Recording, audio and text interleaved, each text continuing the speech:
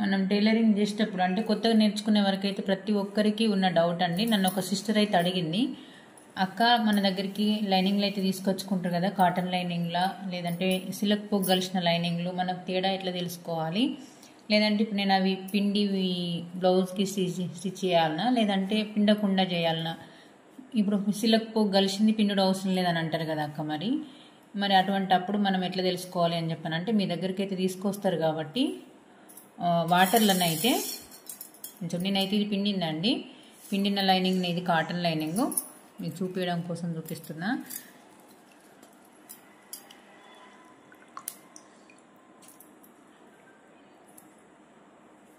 ఇలా ముడతలు ముడతలు వచ్చింది, కొంచెం క్లాత్ షింక్ అయింది అని అంటే మాత్రం ఖచ్చితంగా అది కాటన్ లైనింగే.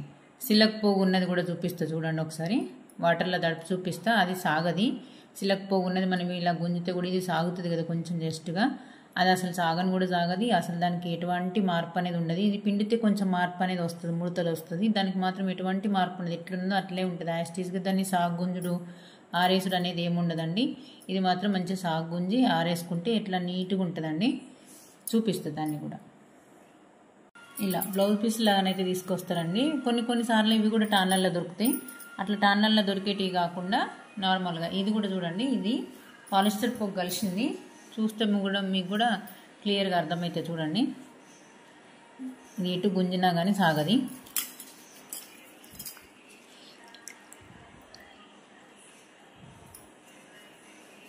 చూడండి ఎటువంటి ముడత లేదు, ఇది ఎట్లుందో అట్లే సాఫ్గా ఉంది చూడండి.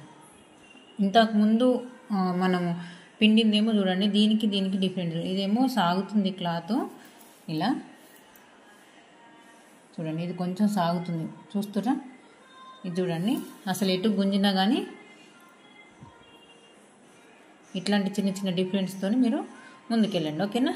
ఈ వీడియో మీకు అర్థమవుతుందని అనుకుంటున్నా. సిస్టర్ అది ఇది మీకోసమేనండి, స్పెషల్గా వీడియో నచ్చుతుందని అనుకుంటున్నా. పర్సనల్గా అయితే అడిగిందండి తన కోసం ఈ వీడియో, ఓకేనా. థ్యాంక్ యూ అండి.